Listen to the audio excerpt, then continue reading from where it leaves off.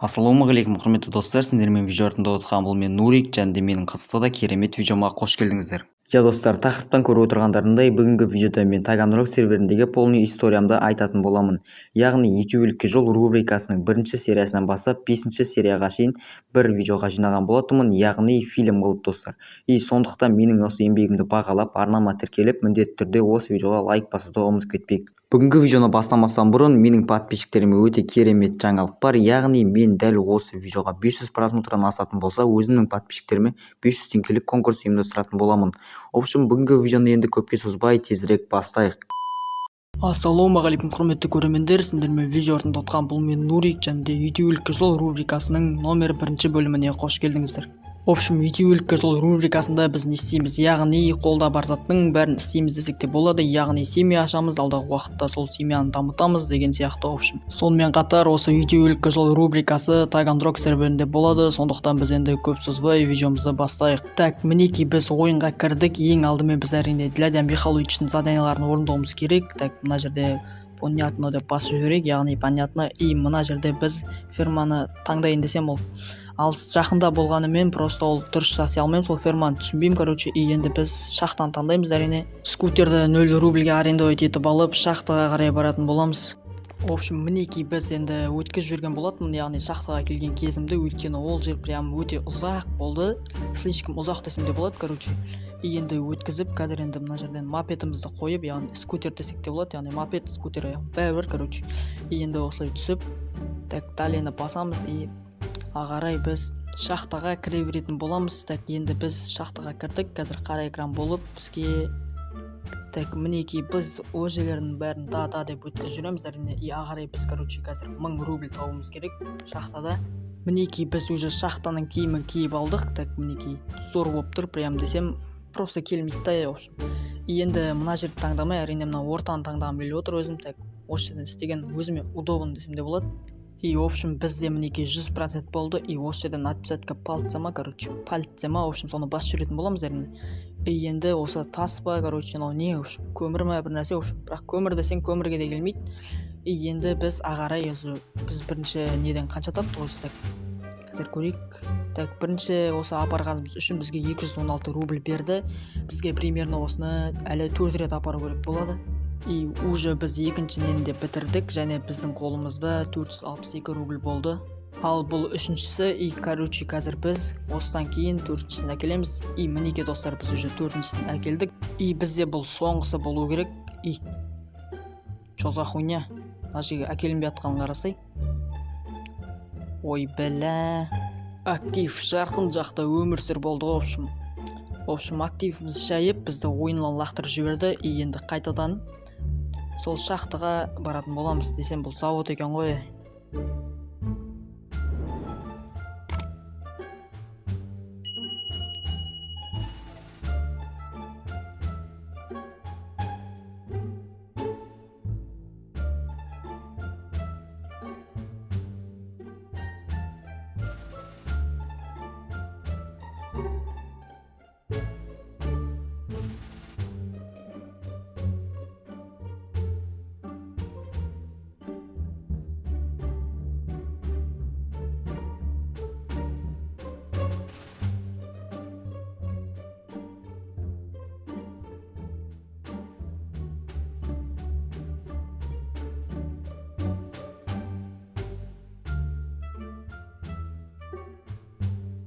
Өздерің көріп тұрғандай, мінекей мен уже заводқа келдім. И қазір енді осы жолы біз жұмысымызды точно аяқтауымыз керек, яғни 1000 рубль тауып, и бұл заданиясынан құтылуымыз керек Дядя Михалычтың.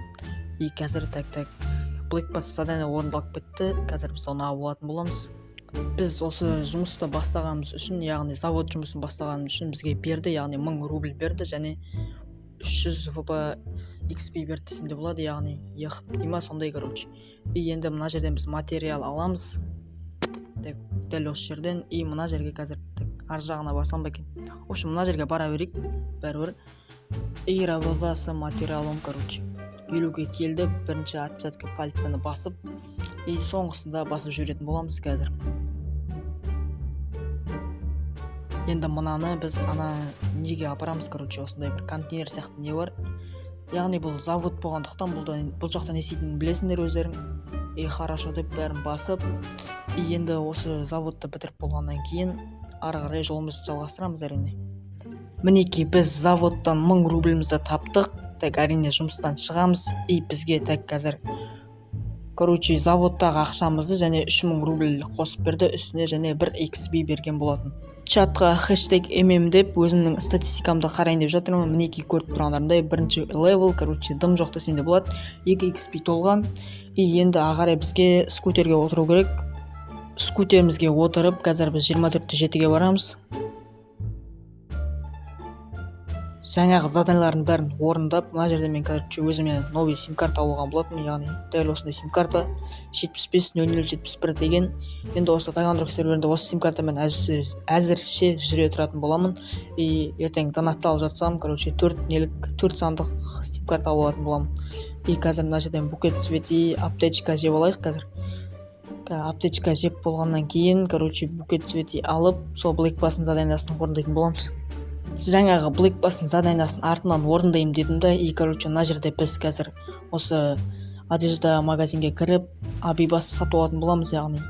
Так, мінекей купить 5000 рубльге сатып алатын боламыз. Жоқ, 5500-ге, то есть, яғни сатып алып болғаннан кейін біз инвентар деп, слэш инвентар командасымен оны киіп аламыз. Бізге қазір ағарай права алу керек. Кейбір новичоктар білмейді, яғни праваны алу вообще оңай десем де болады, яғни бұған кейбірлері өздері жауап беріп жатады, бірақ бұл вообще оңай. Яғни сендер любой телефоннан немесе телеграмнан, өздерінің телефондарынан телеграмды жанына шығарып ашып алып, соның ішінен де немесе басқа, яғни мамаңның немесе папаңның телефонынан, ашып алып, ютубты ашып алып, соның ішінен, Blackrush'a права десеңдер шығатын болады. Мына жерді мен әрине права алған жерімнің бәрін 2x немесе 3x пен өткізіп жүремін.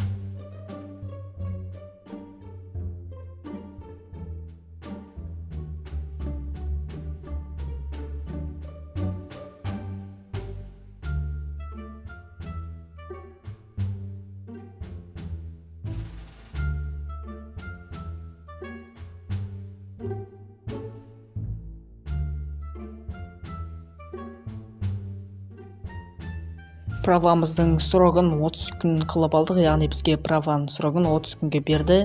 Мінекей біз прававы, алып алған болатынбыз. Енді бізге 10.000 рубль және 1 XP берген болатын. Біздің қолымызда қазір 26.000 рубль. Жаңа видеоның орта жағында айтқан болатым, яғни Blackbass задания орындаймын деп. Мінекей біз уже біреуге букет цвети сыйлаған болатынбыз.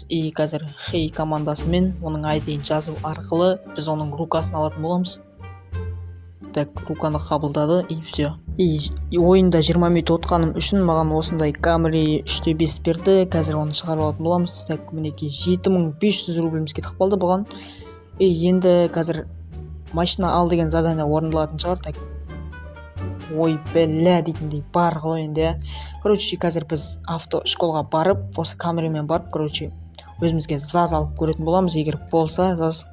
В общем, менде бір но болып тұр, ол қандай но десеңдер, в общем, мен жаңа сендерге айтқан болатым, яғни камерамен кетіп жатқан кезде мен видеоны өшіріп қойған болатымын. Мен қосуды ұмытып кетіп, осы машинаны алдым, осындай атын ұмытып қалдым. Осындай 05 тау машина, осыны алып, и оның бәрі бізде запуск түсірмей қалды, яғни видео записін түсірмей қалды. И в общем сендерден кешірім сұраймын, мынаны алғаным көрінбей қалыпты, короче. И енді қазір біз не работа жасауымыз керек, яғни курьер жұмысын. И содан біз почти бір заказды тапсырып тастауымыз керек қой, короче. Формамызды алып, енді біз өзіміздің осы 05 машинамызға мініп, короче, заказымызды ала беретін боламыз. Ал мінеки біз для Михайловичтің соңғы заданиясы, яғни осы курьер жұмысын аяқтап тастау, и біз аяқтадық. В общем, бізге түсіндіріп жатыр. Біз новичок емеспіз әрине.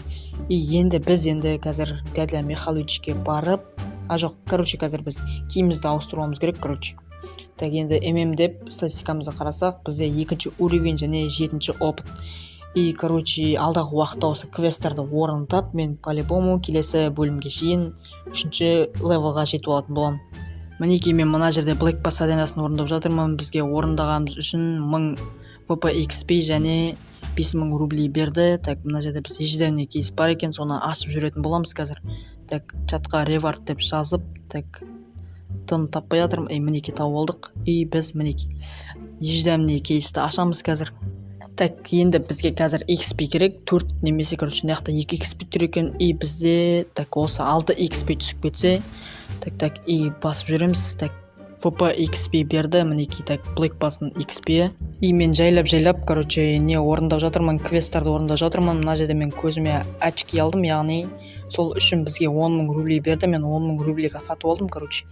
Алдыңғы видеода мен ютуберлікке жол рубрикасында өзіме мақсат қоюды ұмытып кеттім. Короче, бүгінгі видеода мен өзіме мақсат қоятын боламын. Өздерің көріп тұрғандай, бұл менің Таганрог серверіндегі мақсаттарым. Алдағы, яғни осы мақсаттардың бәрін істемей, осы Таганрог серверінен жалпы осы ютуберлікке жол рубрикасын бітірмеймін десем де болады. Бүгінгі видеодан бастап мен өз подписчиктерімді өзімнің каналыма, яғни осы YouTube видеоларыма салғым келіп отыр. Оны қалай саласың десеңдер, короче, мен сендердің үздік комментарияларыңды осы ютубыма салатын боламын. Мінеки бұл алдыңғы видеодағы, яғни ютуберлікке жол рубрикасының 1-ші бөлімдегі топ комментариялар, және сен де өзіңнің комментарияларыңды менің видеомнан көргің келсе, коммент жаз. Егер де менімен бірге Blackrush ойнауларың келсе, бірақ ойынды қалай жүктеуін білмесеңдер, осы видеоның описаниясында тұрған ссылкадан Blackrush'тан жазып, және ойын жүктеп болғаннан кейін Таганрог серверіне кіріп, және ойынға кім шақырды деген жерге менің никімді жазатын болсаң, яғни Нурик ютубер 3-ші левел жеткен кезде үлкен бонустар беретін болады. Қазір мен фракцияға залететь ету үшін, яғни квест орындау үшін, плюс өзім заработать ету үшін осы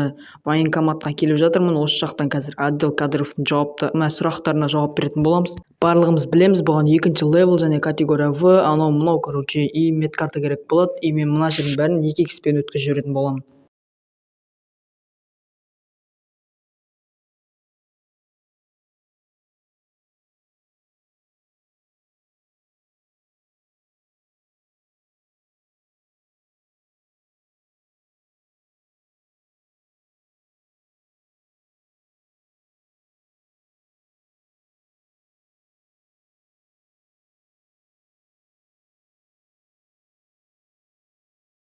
И сюда, короче, біз армияға кірдік, и және де біз 60 000 рублей алдық. Бұл 60 000 рублейді қалай алды десеңдер, мен осы 3-ші левелға жеткен кезде, короче, бір адамның никін жазған болатынмын. Ал сендер менің никімді жазатын болсаңдар, сендер де осылай 3-ші левелға жеткен кезде 50 000 рублей ала аласыңдар.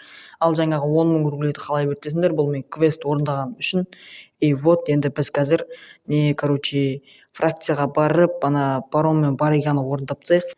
Мінеки біз қазір осы жерден өзіміздің киімімізді ауыстырамыз. И сосын киім ауыстыратын жер өзгеріп кеткен мына фракцияда. И қазір біз дежурныйға барамыз. Так, мінеки дежурныйға келдік. И және де, так, бұл жерде бізге 2-ші рангқа көтерілсін дейді. 2-ші рангқа өткен осы ответтерін бәрін көрсетпеймін, өйткені ол сендерге по-любому скучно болады. Сондықтан бұның бәрін өткізіп жіберетін боламын. И вот біз енді 2-ші рангты алдық. Эфиритор, короче, доступный. И біз енді мынаяқтан, так, біздегі барон мен барига қайда, достар? Бізде уже мына көргендеріндей авнова болғаннан кейін осындай қылып өзгертіп жүрді, яғни фракцияны. И мынаяқтан енді біз бір задание алып көрейік. Так, соңында өйтіп бізге бір призы бар екен. Осы 5 заданияның ішінен мен проверка вишканы таңдадым. И яғни біз қазір вишкаларды тексереміз. По идее, осы жақта 8 вишка бар екен. Сол, так, мына жерде еще орын бермей жатқан десе, маған мынаяқта айналып өте салайықшы. И вот қазір біз далаға шығып сол 8 вишканы қарап келетін боламыз. айтпақшыдай мен сендерге бір затты айтуды ұмытып кеттім, яғни қазір оны экранға шығарам. И в общем, есілесіңдер осы фракцияның нелерін, заданияларын күнделікті жасап отырсаңдар, яғни бір күнде 2 рет жасауға болады. Сол 2 жасаған кезде бізде примерно так 40-ын ала аласыңдар, осындай 40 монетаны. Соның арқасында сендер осындай машина сатып ала аласыңдар. Яғни сендерге совет етемін, яғни осы фракцияның нелерін жасауға заданиялар. Өкінішке орай менің осы 3 задания орындаған кезімді мына менің записім қойып видеоға түсіретінім ол түсірілмей қалыпты, яғни өшіріліп кетеді андай автоматически. Телефон қатып жатса, и мінекей енді бізде қалған 2 задания бар, соның 2-еуін енді орындап сендерге көрсететін боламын. Осыларды қарап, қалай жасайтынын үйреніп алыңдар.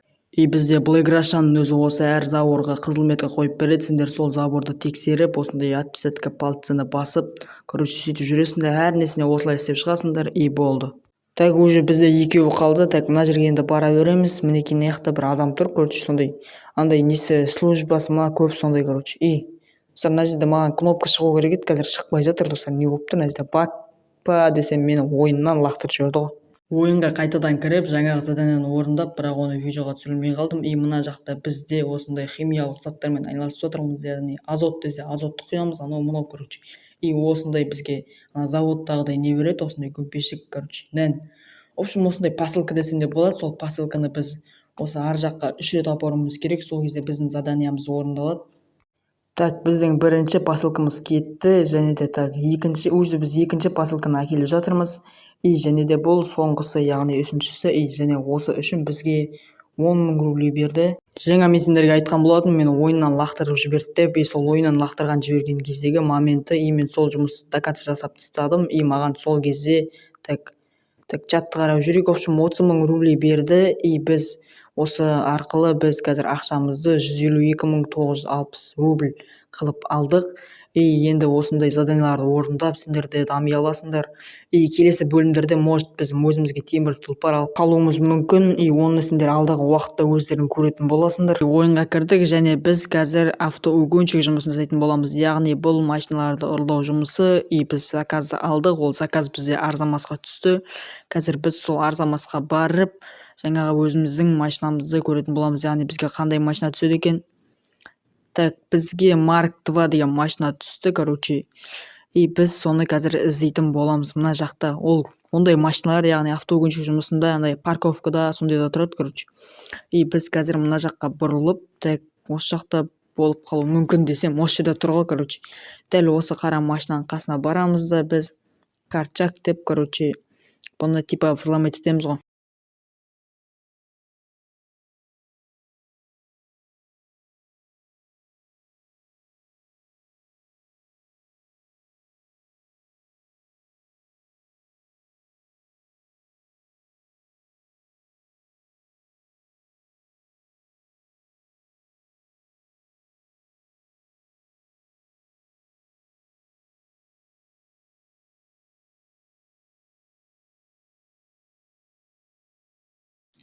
Біз әрең дегенде осы машинамызды взломать етіп алдық. И біз енді картадағы тұрған меткаға апаратын боламыз.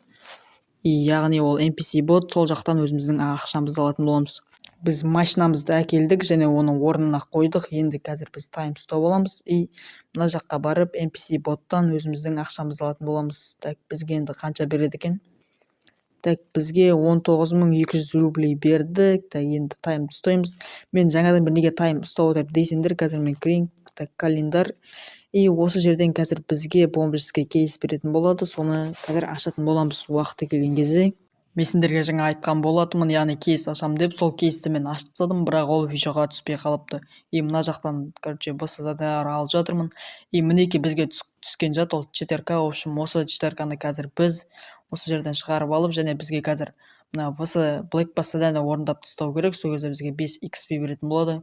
Так, сол үшін біз қазір бірінші немізді қарап алайық. Так, 4-ші уровень және 8-ші опыт екен.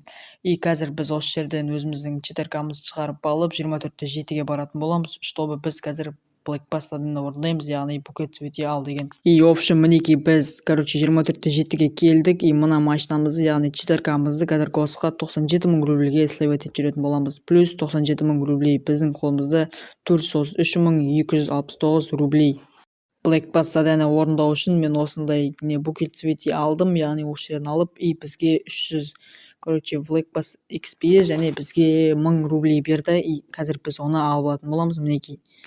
И қазір чатқа ревард деп жазып, сол біз немізді XP-мізді алып алатын боламыз. Ойында таңертең адам болмағандан кейін мен обедке қарай кірген болатынмын, және осы жақтан бір мен бұдан максимальный крайын сұрадым. Так, енді бұл ответін берсе, так, и общем күтетін боламыз. Так, бұл бізге 237 000 рублей дейді. Бұны бізге алып кетуге болады, өйткені бұда стропоскофе, бәрі бар. И қазір бұған go кидай деп жазатын боламыз. Так, енді қазір кидать етсек, осы машина біздікі болып тұрған примерно. Так, это мало дейді достар. И мынау дейтін, сөзден секіріп кетті. В общем, мінекей көріп отырғандарындай кост 150 деп айтайын деп жатыр едім, бірақ бұған енді сөзіңнен неге секіріп кеттің деп айтып жатырмын. Авторингта 10-15 минут жүріп, осы жақтан бір сток қабан тауып алдым, и бұдан қазір біз отдем деп кетіп қалған болатынбыз. И бұдан қазір ценасын сұраймыз әрине. И так, бұл 300 000 торг дейді, то есть 300к торг дейді, и бұған қазір жазатын боламыз край деп, и максимальный примерно крайын сұрайтын боламыз. И бұмен мен өйтіп келісіп, 250 000 рублейге алатын боламын, яғни кост ценасынан 30 000 жоғары десем де болады. Осылай біз так енді купитті басамыз, и қабылдаса, так бізде қабылдады, просто сюда біз осы Таганрог серверіндегі алғашқы машинамызды алдық десек те болады. И біз оны барып түйнектейтін боламыз. И қазір сендер егер түйнектаған кезін көргілерің келсе, видеоны міндетті түрде до конца қараңдар. Өздерің көріп тұрғандай, бұл қабанның полный түйнекталған түрі, яғни бұған мен түйнек жасаған болатын, алдығына түйнек, артына түйнек, бәрін 0 қылып тастадым. И қазір мына жерде армияның артындағы неге парк қылып, яғни парковать етіп қойған болатын. И бұның түсін көкке боядым, өздерің көріп тұрғандарындай, сосын нитро салдым, бірақ спортын полный салуға ақшам жетпей қалды. Ассалаумағалейкум құрметті достар, ютуб жол рубрикасының 4-ші бөліміне қош келдіңіздер.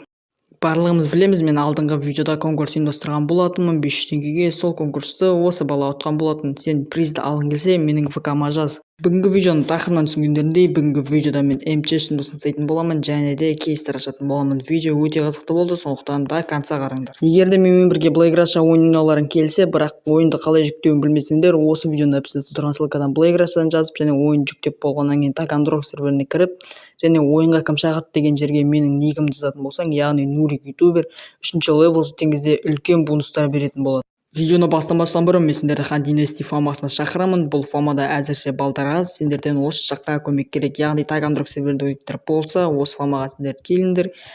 Егер де менің атымнан келетін болсаңдар, 3-ші ранг тегін. Бұл фамада әзірше 13 адам бар, и және де 5 слоттар бар, яғни 5 слот полный толық қойған. И осылай чатқа жазатын болсаңдар, сендерге осы жерге метка қойылып беретін болады.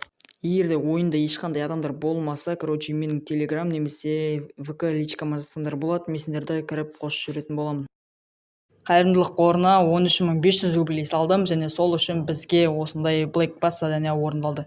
Енді біз сол Black Bass заданияларды орындау арқылы өзімізге бомбический кейс алатын боламыз. Қазір бізде 17 уровень, и жаңа мына алатын болсақ, бізде 18 уровень. И қазір біз в общем, мына жақтан 5 Black Coin алып алдым, и қазір бізге осы бомбический кейсті ашу керек болады. Ал енді біз соңғы заданияны орындайық, ол әрине низкий классқа барып, және өзімізге қазір мына қабанымызға не қойып алу керек, яғни спорт, любой машинаны түйнектау керек, любой, и мен осы қабанға спорт қойдым. Полный емес, енді бір деталін ғана қойдым, и мына жерде бізде уже орындалды. И қазір біз енді осы жақтан шығып, жаңағы бомбический кейсімізді ашатын боламыз. Осы жерге қойып кетейік. И қазір біз неге кіріп, донатиға кіріп, жаңағы бомбический кейсімізді ревардқа алып алатын боламыз. Так, біздің бомбический кейсіміз міне, и біз оны қазір ревардқа алып келетін боламыз. И қазір біз оны ашатын боламыз. Мінекей ревардтан алып келдім, және бізге бір машина түссе жақсы болар еді. И аштық. Так, бізге Нива көлігі түсті. Мен әрине бұны госқа сливать етіп жүретін боламын. Мына жақта фаманың бір баласымен қырылып қалдым, яғни ол айтқан сөзіңе жауап бересің, анау-мынау деп жатыр. Мен оған жаңа боқтап едім, и то ол кезде мені өлтіріп тастаған болатын. Не в тему, без причина. Енді мен замын ғой осы фамада, и бұны фамадан шығарып жібердім. Яғни бұл кішкене далбоебтау ма, сондай, в общем. И қазір достар біз оның атын тауып алып фамадан шығарып жіберетін боламыз. Фамаға кіретін болсаңдар барынша фамаға үлестеріңді тигізем деген мақсатта кіріңдер. Короче, осылай дымы жасап, анау короче ондай керек емес. Мына жақта мен номерлер ашып жатырмын, бірақ менің қолымда вообще ақша жоқ десем де болады. Короче, мына жақтан бір нормально түсетін болса сразу сатып аламыз. Так, короче, уже бізде ағар ақша жетпейтін сияқты, сондықтан біз осы номерді сатып алатын боламыз, және де өзіміздің машинамызға қойып аламыз. Все, достар, осылай нормальный. Қазір мен, короче, МЧС жұмысын жасау үшін осы жақта дос баламды шақырып алып, және сол екеуміз қазір правительствоға барамыз, яғни бізге право категория Д керек болады. Мінекей біз право категория Д-ны алдық, және МЧС формасын киіп алдық. Короче, қазір біз далаға шығып заданияны алатын боламыз. Вот менің өзіме керек заттардың бәрін алып алдым, және өзімізге заказ істейтін боламыз. Так, осы жақтан біз южный заказды алдық, сол жаққа қазір бара беретін боламыз. МЧС жұмысын бәріміз білеміз, дәл осылай әрбір жерге осындай, короче, сумен десем де болады, мынаның атын ұмытып қалдым, короче, осылай шашып шығатын боламыз, және де бұл жерлердің бәрін мен 5х-пен өткізіп жүретін боламын, өйткені бұл сендерге қызық емес.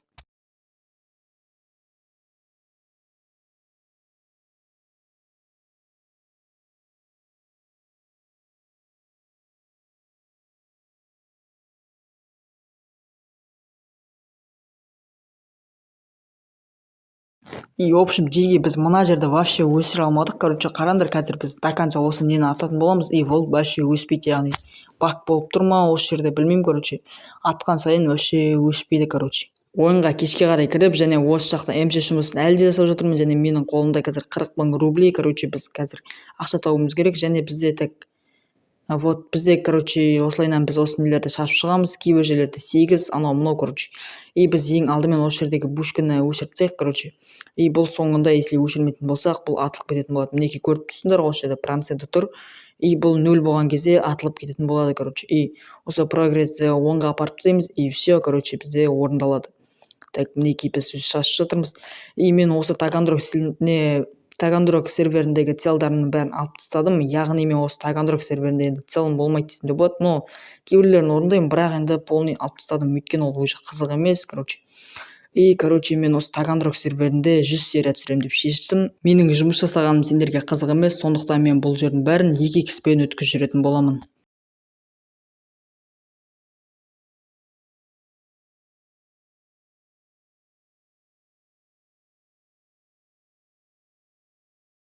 Мінекей достар, мен в общем уже бітіріп тастадым, маған уже 6 000 рублей берді.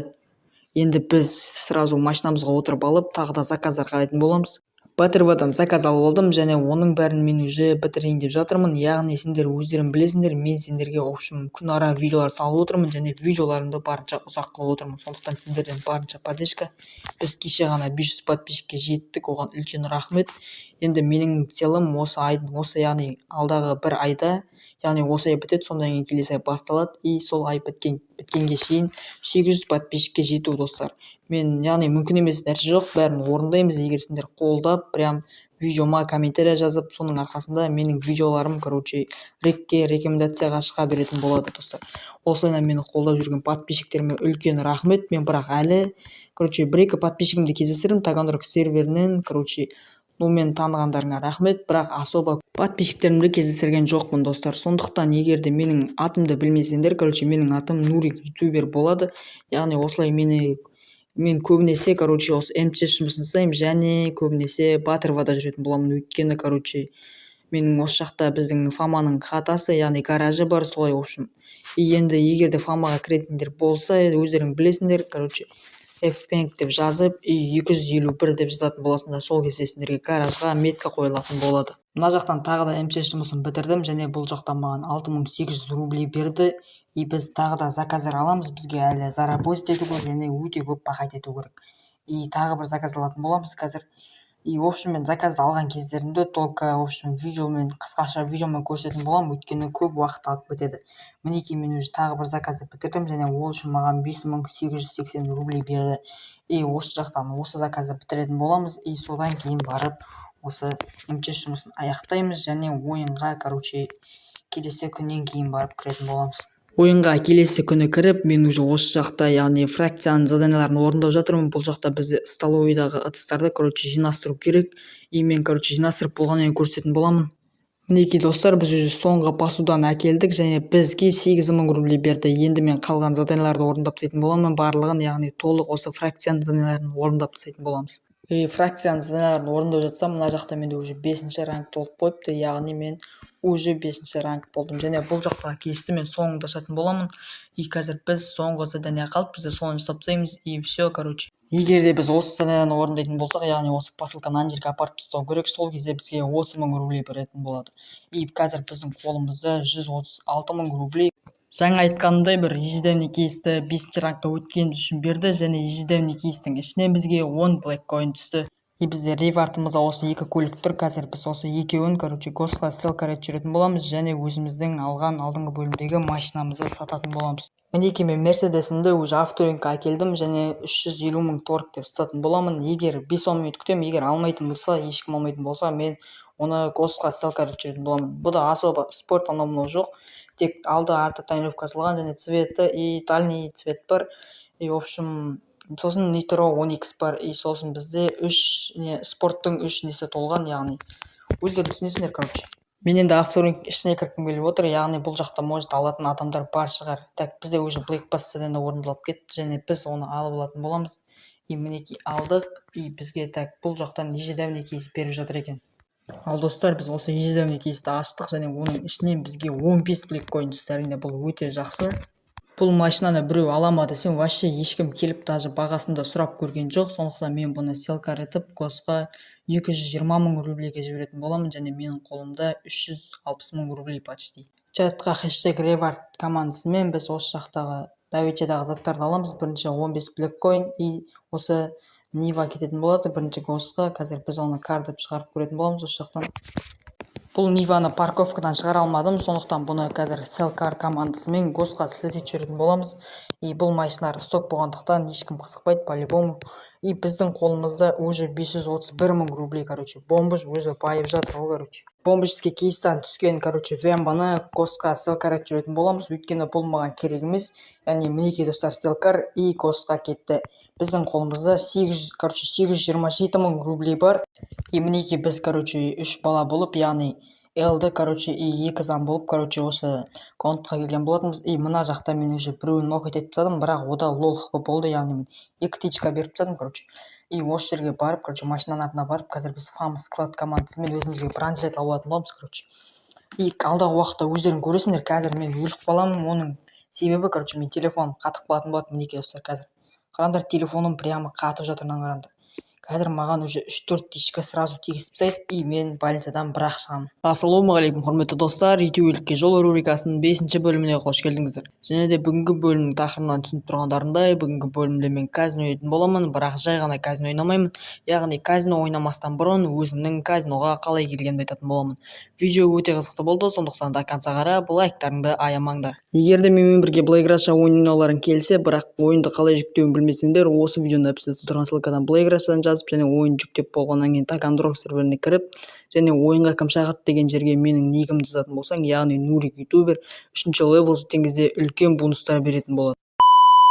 Алдыңғы бөлімді көргендер болса, солар біледі, яғни мен алдыңғы бөлімде менің қолымда 800 мың рубль болды. Яғни сол 800 мың рубльді қазір казинодан қадап алдым. Яғни содан кейін менің желаниям қашып, и осы жерден кейсіға кіріп, менің өзімнің жинап жүрген кейстарым бар, және соларды қазір ашатын боламыз. Мінекей достар, өздерің көріп тұрғандай, менің қолымда 5 ежедневный кейс және 2 бомбышский кейс, және біріншісін аштық, және оның ішінен бізге ақша түсті. Тактикте қанша түсті екен? Бізге, в общем, 30 мың рубль түсіпті, и біз оны әрине забрать етіп аламыз. Жаңағы кейстарды ашқан кезім менің видеома түспей қалыпты, яғни әдемі моменттердің бәрі түспей қалған, яғни мен сол кезде 2 машина түсіріп алдым бомбышский кейстен, және 1 VIP код түсіріп алған болатынмын. И мен алдыңғы бөлімде алған вембам емес, әрине алдыңғы бөлімде мына вембаны алмадым, яғни бұл вембаны мен өзім сатып алған болатын 600 мың рубльге. И мына жақта мен қазір бұны, авторингқа барып сатайын деп жатырмын. Бірақ, мыналар көп уақыт алып кетті да, мен сосын жүріп кеттім, и маған көріп тұрсаңдар розыск беріп тастады, яғни маған уже 1 звезда беріп тастады, и мен мынаны, келісіп, в общем, осылай 620 мың рубльға сатып жүрген болатынмын. Мен алдыңғы бөлімде емес, былай алған болатын өзім. Сіздерге қазір скринін көрсете аламын. И мінекей достар, біз бұны сатып жібердік. И қазір достар, мен мына жақтан жаңағы сатқан баламен низкий классқа бара жатырмын. И мына жерде мен осы жаңағы айтқан болатынмын, видеоға түспей қалды деп, осы екі көлік түскен болатын, және оның екеуінде қазір мен госқа слить етіп жүретін боламын. Так, мінекей бірінші Нива кетеді, Селкар и госқа қазір жібердім.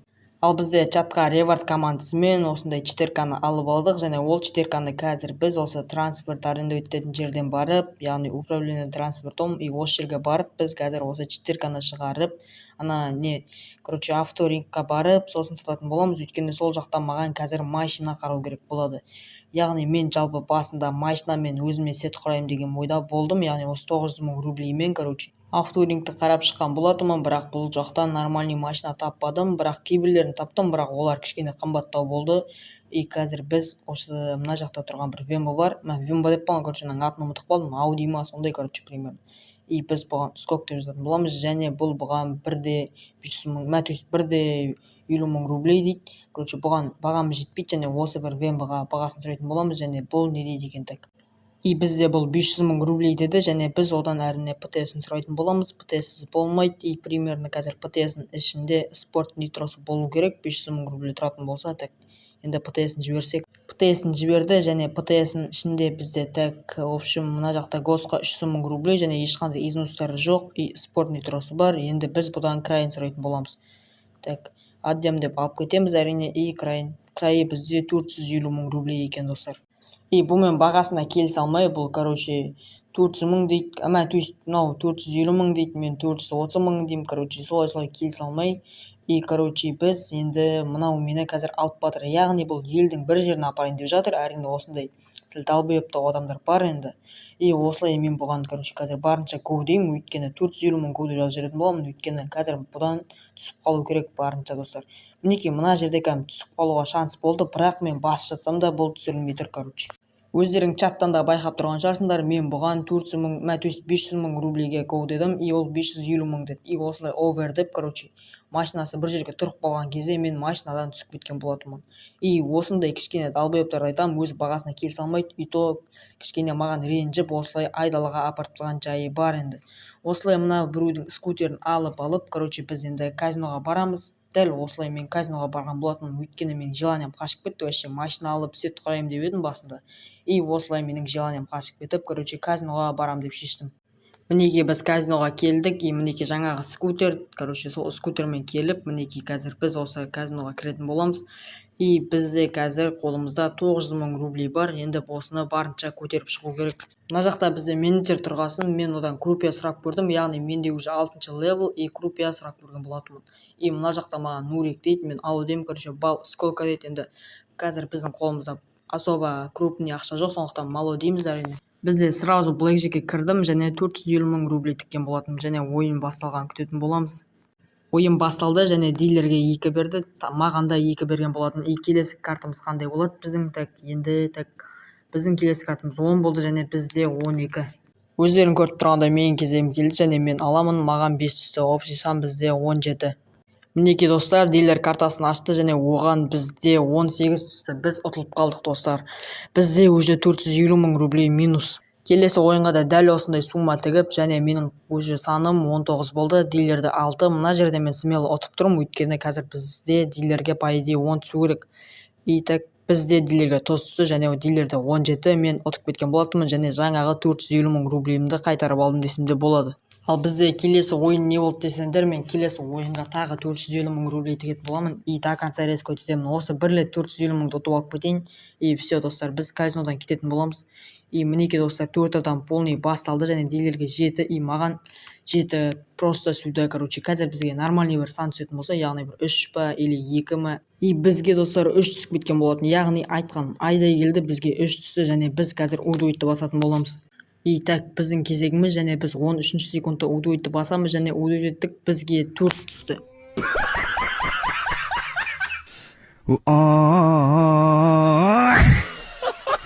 И өздерің көріп тұрғандай мен барлық ақшамды осы казинодан слизет болған болатынмын. Яғни енді жаңағы менің Вембомада жалко, өйткені оны сатып жіберіп барып қадалдым, и жаңағы кейстарды да аштым, в общем. Прям бәрін істеп қадалып қалдым. Достар, уже біз бүгінгі видеоның соңына да келіп қалдық. Егер де келесі сериясын қаласаңдар, осы видеоға 50 лайк жинап кетейік. В общем, сендерге осы видеоның соңында мен сендерге бір нәрсе айтқым келіп отыр. Яғни менің основной каналым дәл осы канал жігіттер. Ана 700 подписчигі бар каналдан мен айырылып қалған болатынмын, өкінішке орай. Енді мен дәл осы каналда боламын. Ал енді сендерден сұрайтыным дәл осы каналға жазылу және кереметтей комментариялар жазып, лайктарыңды басып кету. Ал сендермен болған мен Нурик, бәріңізге пока-пока, чао.